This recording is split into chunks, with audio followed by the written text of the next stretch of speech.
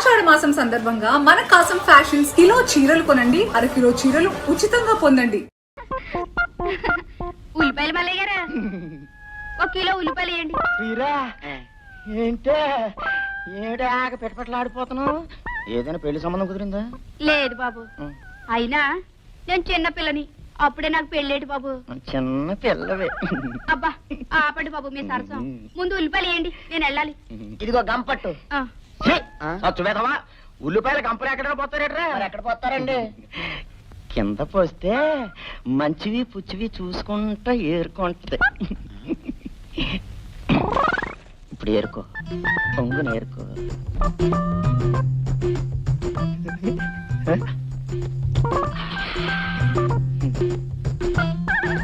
చాలా బాగున్నాయి. ఏటి బాబు? అదే ఉల్లిపాయలు అన్ని బాగున్నాయి కానీ బాబు, ఇది ఒక్కటే కుళ్ళిపోయింది. ఇది మీరే ఉంచుకోండి. ఏ పిల్ల, డబ్బులు డబ్బులు మళ్ళీ వచ్చిస్తాలే అయ్యా. అంటే డబ్బులు కొనేరుతుంది. డబ్బులు ఊరికనే చచ్చు పెదవా. దాని దగ్గర ఎక్కడ పోతాయరా బాబు? ఏం కావాలి మామ? ఒక కిలో ఉల్లిపాయలు.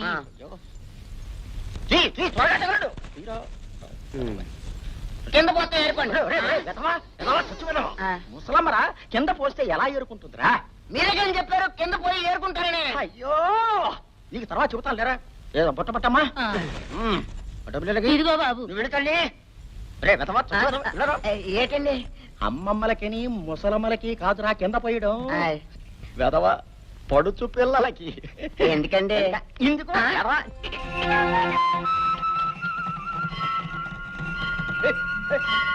బాబు, ఒక్కసారి బండాపమని చెప్పు. అపోయ్, ఎందుకమ్మా? దేవుణ్ణి దర్శించుకోవడానికి బాబు. ప్రతి శుక్రవారం నేను మీ నాన్నగారు పసివాళ్ళైన మీతో పాటే ఈ గుడికి వచ్చేవాళ్ళు. శివాయ నమః, ఓం ఈశ్వరాయ నమః, ఓం నమ శివాయ నమః, ఓం శివాయ నమః, ఓం ఈశ్వరాయ నమః, ఓం నమ.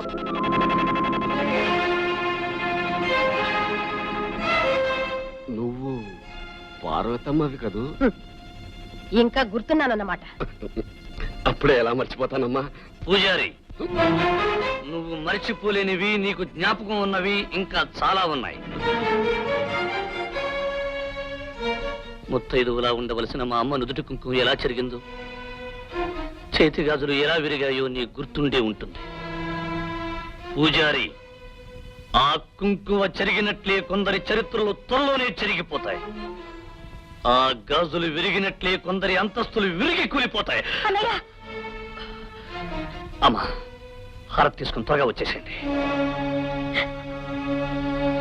అమ్మా, ఎందుకా కన్నీళ్ళు? ఒకప్పుడు ఆవేదన వల్ల కళ్ళల్లో నీళ్ళు వచ్చేవి. ఇప్పుడు ఆనందంతో కన్నీళ్ళు వస్తున్నాయి. పూజారి గారు, ఈ ఆనందం ఎందుకో తెలుసా? నా మాట, నా ప్రతిజ్ఞ నా కొడుకు నెరవేర్చబోతున్నందుకు. పదమ్మా. రామ్మా.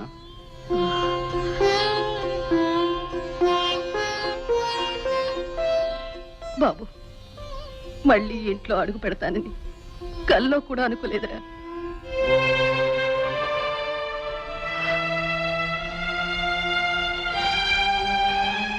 ఆ విధంగా శ్రీరామచంద్రుడు రావణాసురుణ్ణి సంహరించి తిరిగి రాజ్యానికి వచ్చాడు.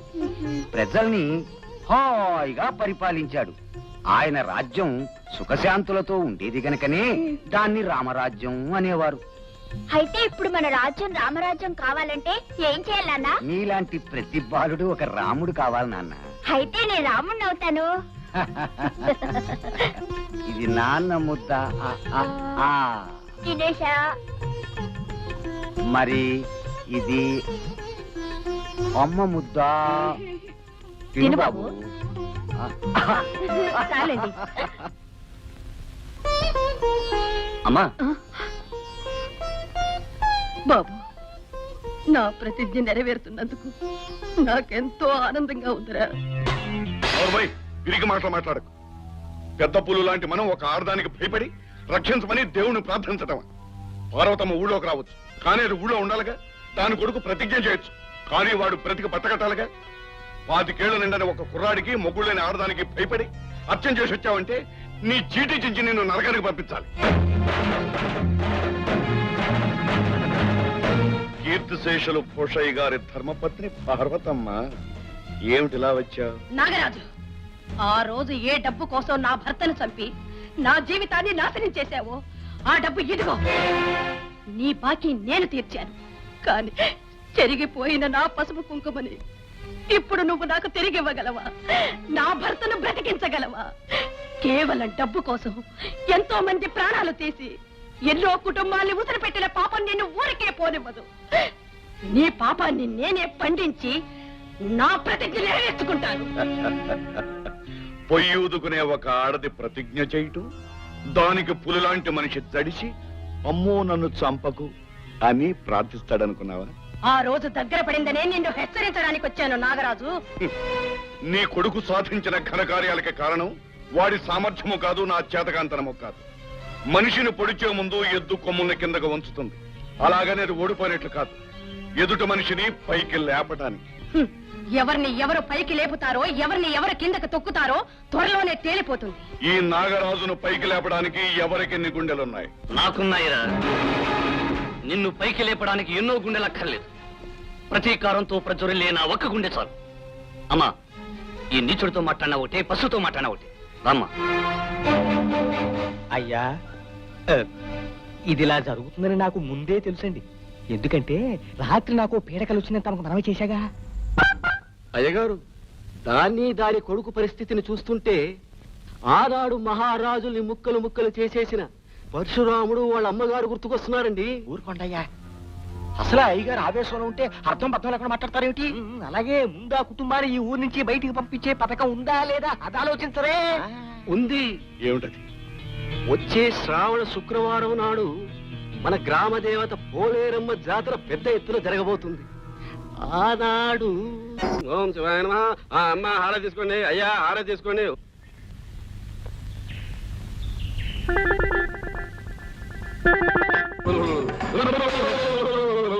రే ప్రజలారా, నేను మీ గ్రామ దేవతను రా, అంగాళమ్మన్ రా. అయ్యా, పూజారి గారు గంగా మొక్కులు పెట్టుకుందండి. అమ్మా, గంగారమ్మ తల్లి, మమ్మల్ని కనికరించు తల్లి. నా గ్రామాన్ని, నా ప్రజల్ని కాపాడవలసిన తల్లి. మాపై ఆగ్రహించక తల్లి, మమ్మల్ని అనుగ్రహించు తల్లి. తల్లి, గంగారమ్మ తల్లి. పాపాత్ముడు అడుగు పెట్టాడురా. వాడే కాదు, వాడి కుటుంబం కూడా అడుగు పెట్టిందిరా. వెంటనే వాడిని, వాడి కుటుంబాన్ని ఊళ్ళో నుండి బయటికి పంపించేయండి, లేకపోతే ఈ ఊరికి మంచి జరగదురా. వద్దు తల్లి, వద్దు. నీ మాటకి ఎదురులేదు, నా తీర్పు తిరుగులేదు. నీకు కోపం కలిగించిన వారు ఎవరైనా సరే చెప్పు తల్లి, చీటీ చించేసి నరకానికి పంపించేస్తాను. చివరికి అయ్యగారైనా సరే. హారతి, హారతి.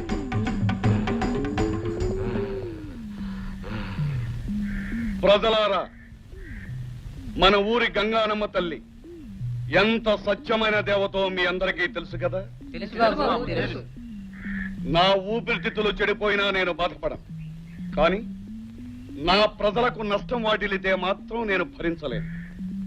అమ్మవారి ఆగ్రహాన్ని మీరు చూశారు, అమ్మవారి కోరికను కూడా మీరందరూ విన్నారు. ఈ గ్రామ పెద్దగా ఇప్పుడు నేను ఏమి చెయ్యాలో మీరే నిర్ణయించి చెప్పండి. ఈ ముగ్గురిని ఊళ్ళో ఉంచకూడదు. బాబు, అన్నయ్య, ఇలా గొర్రెలాగా చూస్తూ ఊరుకున్నారంటే అమ్మవారి కోపం వస్తుంది, అంటూ వచ్చి చేస్తారు. అవును, అమ్మవారు చెప్పినట్టు వీళ్ళని ఈ ఊరు నుంచి పంపించాల్సిందే. చెప్పండి అయ్యా. అవును, వాళ్ళని ఊళ్ళోంచి పంపించాల్సిందే. పంపించాల్సిందే. బాబు భరత్, ప్రజాభిప్రాయం విన్నావుగా. ఇక తమరు మన ఊరు కళకళలాడుతూ ఉండటం కోసం, మన ప్రజలు సుఖశాంతులతో ఉండటం కోసం నేనేం చేయడానికైనా సిద్ధమే. అమ్మా, చెల్లెమ్మా, పదండి. ఏమిటి బాబు నువ్వనేది? అవునమ్మా, తప్పదు. గ్రామదేవత మాట కాదని మనం ఈ ఊర్లో ఉండలేం. వీళ్ళందరి కోసం, ముఖ్యంగా నాగరాజు కోసం మనం ఈ ఊరు వదిలి వెళ్ళిపోవాలి. పదనమ్మా, పదండి. బాబు,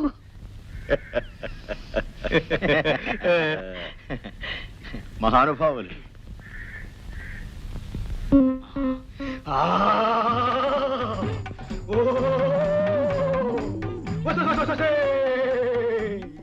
ఒరే మూర్ఖులారా, నా పేరు చెప్పి మాయ చేసేవాడు మాటలు అమ్ముతారా మీరు? మంగమ్మ తల కూతురు గంగమ్మ నేను. ఒక మంచి వాడిని ఊరి నుంచి బయట పంపుతుంటే తలపుతారా మీరు? వచ్చేస్తుంది, కోపం వచ్చేస్తుంది, తినేస్తాను. ఇక్కడ పూజారి నువ్వు దొరికాడు. అమ్మ తల్లి, అమ్మా నువ్వు ఎవరి మీద కోపం తెచ్చుకో. అమ్మా గంగానమ్మ, ఏం చేయాలో సెలవిస్తే మేమంతా అలాగే చేస్తామమ్మా. అనుగ్రహించమ్మా తల్లి. అమ్మా అయితే వినరా మూర్ఖులారా, వినరా ఊరికి పెద్ద మూర్ఖు. అమ్మా నా పేరు మీద అబద్ధం చెప్పి ఈ ఊరిని మోసం చేసిన పూజారి లేకపోతే ఉండరు.